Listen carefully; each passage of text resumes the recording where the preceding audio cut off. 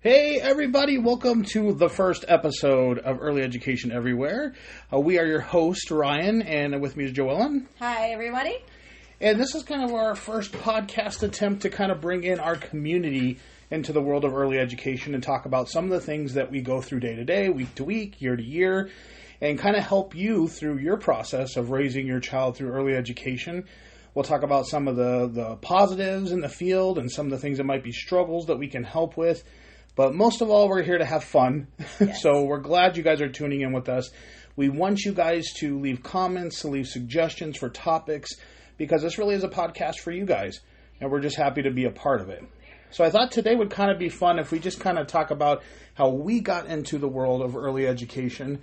I get asked that question probably more than any other question in that field. For sure. And kind of bring ourselves in a little bit. So I don't know. Do you want to go first? Do you want me to? I can definitely go Yeah, first. you go first. Well, first off, between the two of us, I think we have easily over 30 years. Oh, for sure, 30 experience. years. Yeah. Probably a little higher than that. I'll be tipping towards 40. Yeah. Don't age us, but yes, absolutely. Yeah. So again, Joellen, I have been in early childhood education for 16, 17 years. But before that, I was in adult education. I have my master's degree in training and development. But my whole life, I loved education. My mom was a facilitator. She was a teacher and then a facilitator, and I just have always grown up wanting to serve and to develop my own understanding of the world around me and to help nurture that in other people. Excellent. And then after I had my children and I was looking for quality care environments for them, and then my business partner approached me about starting a preschool, I thought, this is right in alignment with everything I value, and so that's kind of how I got my start. That's good. That's very good. Yeah, you kind of came to the business side of things. So that's Sure. really good. I came by complete accident. I'm going to be 100% honest. So I was going to school getting my bachelor's degree in elementary education and had just finished the associate side of it. And I was set up to be an assistant teacher at Westview High School after the summer, and just needed a summer job, kind of, and came in for their school age program. And the director of the school at the time asked me, if you do summer, would you be willing to stay on and do preschool? And I was thinking, no, probably not at the time. But I took it on, and I got to be honest, one thing I really loved about the school that I was at was they had a commitment to education, which a lot of times when you think of early education, it's thought of as a daycare or a babysitting service or something to just kind of keep the kids alive through the day and safe until pickup. But there was a true commitment to education. So as the summer went on and I could kind of see the growth of the students there, I decided to try to take on something that I had never really done before, which was the preschool program, the early threes, and then ended up staying in that for about 6.5 years, or 5.5 years, I think, closer to 6, before I came up and got the opportunity to be an admin. So, yeah, my background in education is elementary education for associate's degree. I got a bachelor's in educational studies with an emphasis in child development, master's degree in special education, and currently working on a PhD in developmental psychology. So, And then we both have our certificates of early educational leadership. Yes. Yeah, from Harvard. So, Yes. Yep. Absolutely. Yeah. One thing that Ryan and I definitely have in common is our passion for continuing education and knowing that brings us more knowledge to pass along and in supporting the children and the faculty that we work with. Yeah. One of the questions that I tell people to ask if they're trying to find an early education place, of course I say come see us first, but if they can't, they don't live in the state or they live somewhere else, is to ask about ongoing learning. What is being done for development going forward? Are the teachers required to have a certain amount of hours? Are the admin required to have a certain amount of hours for training? Are they staying cutting edge? Because I guarantee you there are practices being done in school that were not effective 10 years ago that some schools are still using just because it's either traditional or it came out of the boxed curriculum that they bought that they roll over from one year to the next.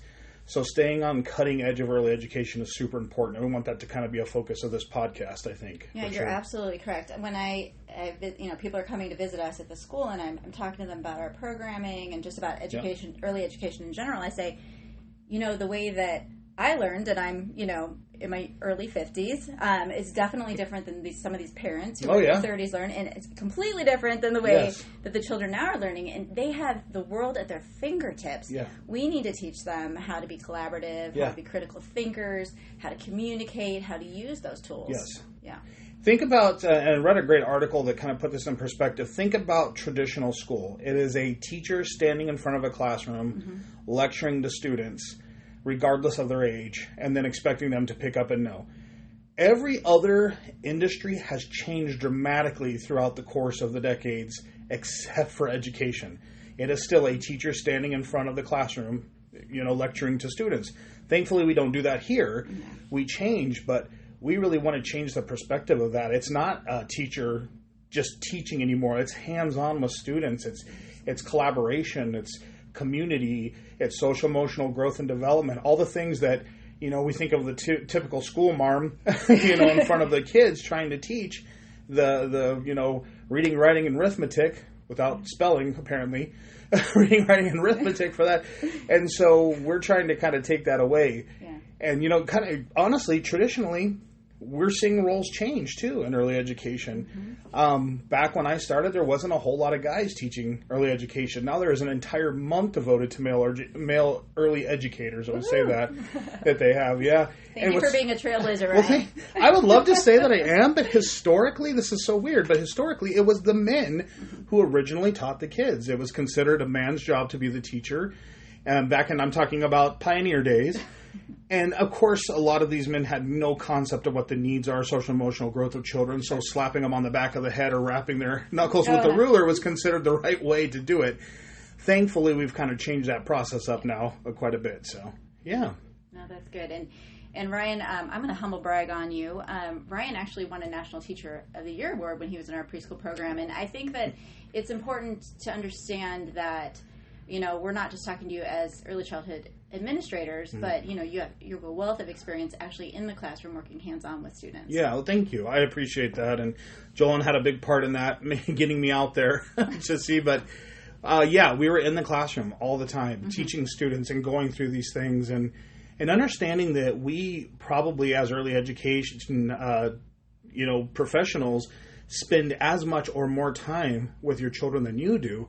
And that's not a knock. That is just the business of having to go to work each day. So when you drop a child off, you're really trusting that they're not only being educated in the classroom and have their safety looked after, but they're really having a familial contact where, they're seeing, hey, this is a modeled example that I should be doing. And, the teacher's nice and they're patient and they're kind and they say nice things about everybody. I want to have that same thing in my life, so they're modeling that. And then they come home and get to continue that with you when you're showing that to them. So big responsibility. It is a big responsibility. And, one thing that I'm just struck, this question just came to me. What surprises you about early education? When you decided to stay in early education, what was the thing that surprised you the most? The education. Yeah? Okay. Yeah, I'm going to be honest. Yeah. Because I came into a school-age program, so I had kids that were in grade school, and so I was like, okay, this is not far off from where I'm heading for my education. It was really easy. But when I got 3-year-olds, and I was like, wow, we're trying to hit state standards on everything. There are certain benchmarks and milestones that they have to hit. And this particular place, that I work, it's really dedicated to that. So I was like, wow, this is a school. This is a true school. This is not a babysitting service at all or a daycare. These kids are learning and growing, developing, getting ready for elementary school eventually. So that's a good question. But, I would say the education side. Yeah, I think you're right. And it's funny because, I had young, very young children of my own at that time. And, my experience with them and then being in a mom's club and, seeing other children. But when you spend time with all sorts of children at different ages, day in, day out, it's amazing. They are just have such untapped brilliance. Yes. And it's so cool to see the things that they come up with. I know you have one friend who came up with a big word to you. Yeah. That's one of my favorite stories because we were talking about Egypt at the time. I think it might have been during a summer camp where we were doing different areas around the world. And we were talking about Egypt, and I taught them about what a sarcophagus is. And, for some parents, they probably would shy away with that because it kind of revolves around the thought of death and everything like that. And And we just put it in very gentle terms of what a sarcophagus was, and that they were very pretty and they were decorated and they went into pyramids. And well, the next day I got a phone call that was sent through, and the parent said, "You know what my child told me last night?" And I said, "What was that?" Just kind of scared to death of what was going to come next. She said, "She told me that she learned about a sarcophagus." She goes, "That is amazing that she can even say that word." And I was like, "Oh, thank you. I appreciate that." That is fantastic. Yeah. So children are sponges. They are. My hero, and Joellen will know this, my hero in early education is Lev Vygotsky. I think he was a brilliant man that died way too soon. He passed away when he was about 38. But he was a Russian child psychologist long time ago. And he came up with this idea of this zone of proximal development that children can learn when given the opportunity to see others that are more knowledgeable than them, that are teaching them. And they don't have to stick at what their knowledge level is. It can actually advance. And it really gave more self-respect to a child as a learner. Like, I can do this. I can achieve these things. I can accomplish these things. So it's just a beautiful thing to see in class when a child can pick up a word like sarcophagus because someone else taught it to them and explained it, and then start using that in a daily conversation. So that's so cool. Yeah. And it's fantastic to see how you just ask them a question and how it can unravel into this beautiful, beautiful, complex world that they create.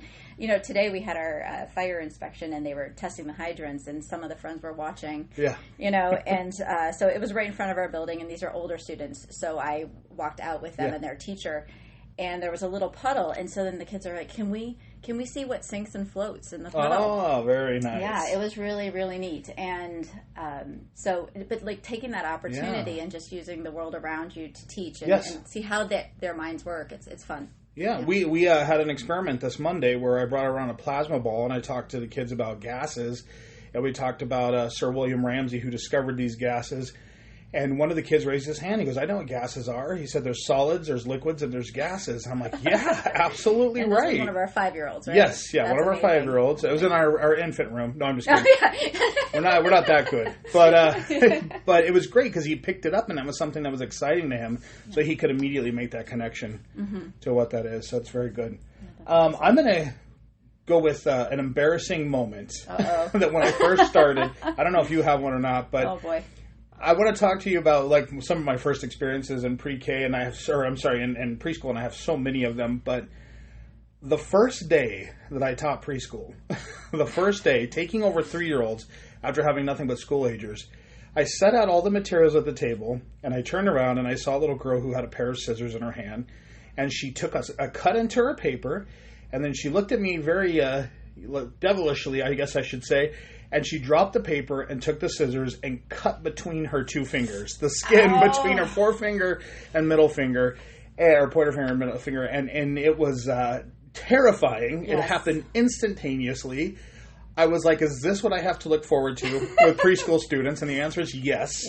That stuff happens all the time. And so much more. But yes. Yes. But it also taught me my first example into first aid with kids and talking through it and explaining why that wasn't a good thing and explaining that she was going to be okay once we cleaned it out and put a Band-Aid on. And it was one of those things that it was kind of sink or swim.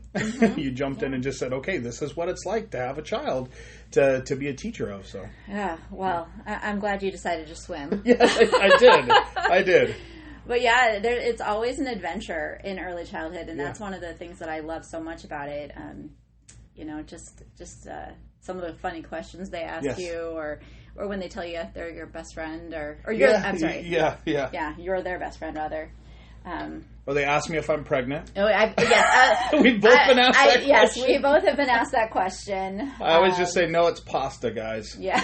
Just learn that for when you get older. Yeah. Or how old are you? I get how old are you a lot. Yes. And it's fun to hear them guess, although, I prefer it when they guess 29 instead of 85, but perspective. We did have a little girl who would come in every day and say, "Hi, Grandpa." We Hi, did. Grandma. Yes. They're like, "Oh, come on."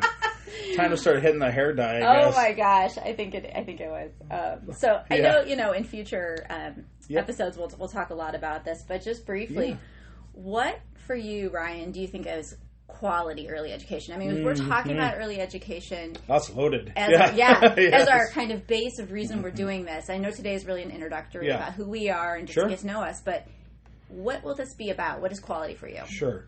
There's a lot of different areas for quality when it comes to that. I think there's quality of, let's just start with environment. First of all, when you walk in and you see a school, what is the environment? What is being taught there before the teacher ever enters the classroom? First teacher in your child's day is the environment. So when they come in and see words on the wall, and they see colors and shapes, and they see safe places to go and quiet spots and science centers, that classroom becomes a teacher already before the teacher ever even enters the classroom. So environment is a big thing. And then when it gets to the teachers, true educators.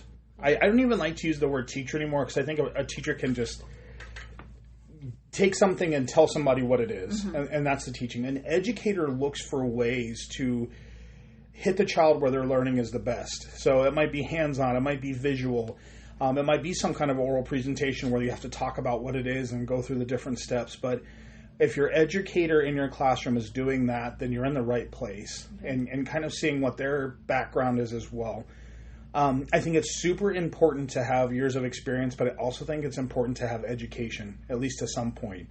So do your teachers have CDAs or associate's degrees or bachelor's, or what are they pursuing right now? If they don't have any of those, how many hours of training are they doing each year for that ever-evolving world? So that having an admin team, like I will say, Joellen, who has put so much time and money and investment into the school to stay cutting edge, where, our school is releasing a new, we had a new curriculum this last year, and a lot of other schools are releasing theirs this year. But there's new programs coming out all the time, and we're like, let's pilot these programs. Let's see if this is going to make our school better in some way. So that's quality education. National accreditation, for sure. If your school's not nationally accredited or not in the process of doing that, what are they hiding, or do they care? That would be the question. If they don't care, then it doesn't tell you that they're either very proud of their program or they have something that they want to put forth to be accredited. So ask for that. What about local accreditation too? You want to find out if a school either does, like in Arizona, we do quality first, or they QRIS, scores that they have, things like that. So find out the accreditation, and be very open and honest about licensing. Have you guys had any, dings or anything on licensing? And if they're open with you and say, yeah, we had something that we had to correct, but we did, and we submitted that, and they said we're all good, because you want transparency, almost more than anything else when you get to a school. So nothing should be hidden at all. It should be very, very open. So, and then communication. Yeah, I mean, that's the big thing. Yes, absolutely. So, being able to have opportunities to not just speak with the teachers in the classroom, but to speak with the admin. If they don't have an open door policy, if they're not there all the time and they're closing off to you, so that you don't have a chance to speak, it's the wrong place. You want to be able to feel safe and have that back and forth communication. What about you? I mean, you've got things too. Yeah, those are all excellent points. And just to piggyback on a couple of those, when you're talking about the classroom environment, I think that what I really think is a signal of quality is a representation of diversity. Yes. Yep. When you go into the classroom and the students, no matter what their background or family makeup or, heritage, that they feel that they are welcome in that classroom and there's representations of them. And that can be from a family wall. It can be through different materials, having quality materials available to the students. And I think that, and I don't know that it's necessarily a representation of quality specifically, but a representation of a good learning environment or a good environment is that it's bigger than just the school, that there's really a connection to the community. Very good. That we know that these students, we are so blessed to be part of their journey and to be entrusted with their care in early education. But we know that they're going to go on, right? They're going to go on to first grade or beyond when they graduate from here. And we want them to know that the world is bigger than us and bigger than what we do. So to me, that's a thing. That's really good. The classroom should look like the community. It should have that representation in there. And again, I promise I won't every episode talk about Vygotsky, but maybe don't make that promise, right? Maybe not every episode, but he had social cultural theory where he believed that the biggest teacher to a child can be their culture, the society they live in. Because if you are a part of a culture that limits education, doesn't really care much about it, you're probably not going to have those examples to pick up from and those people pushing it. So when you have that culture also come in and children can see the materials look like me, the books read like my family. Yes. we can coexist together. We've gotten rid of a statement that we used to say years ago, like, I don't see color anymore. No, now we see color and we appreciate it. Celebrate. And they're celebrated, and it's part of, this whole great community that we have. And it's super important for kids to have that. So I think that was a really good point, for sure. Yeah. Fantastic. Yeah, I think social emotional learning and having those books like you're talking about that they can connect to. That even like getting crayons, man. Crayola coming through, I don't know, it was 10 or 15 years ago with flesh tone crayons. Because when we were a kid, none of us looked like the colors that we use. No. I'm sorry, I'm not. Yeah. It was yellow or orange or, and just, the colors didn't match. And now we actually have flesh tones that look like them so they can take home a picture of their family and say, look what I drew. So that's fantastic. Yeah. Very, very important for that. Well, I think that, what I really want to throw out to anybody that's listening is what do you want to hear us talk about? What are those hot topics in early education in the world of parenting young children, or how to support learning at home? I mean, one thing that we're big on at our school is that home life connection, right? Absolutely. We hold classes for parents to come to where we share tips how to, extend the learning at home. But we want to know from you guys, I guess, what else, what can we do to support you in your journey? Absolutely. So we're open to topics. We're open. Think about the most difficult thing you're dealing with. Throw it out. Challenge us because, we've probably faced it in some way or know someone who has, so that we can come back and help out with that. We're also going to be working on a YouTube channel, hopefully soon as well. So we'll get some videos out just for kind of to help out. And we're doing this for our community. Obviously, if you don't live where we're at, thank you so much for listening. Yes. But if you're a part of our community here and your students attend our school or attend schools around us, we just want to all be here to support each other. So thank you guys. Yeah. Thank you so much, and we look forward to talking to you again soon. See you next time, guys.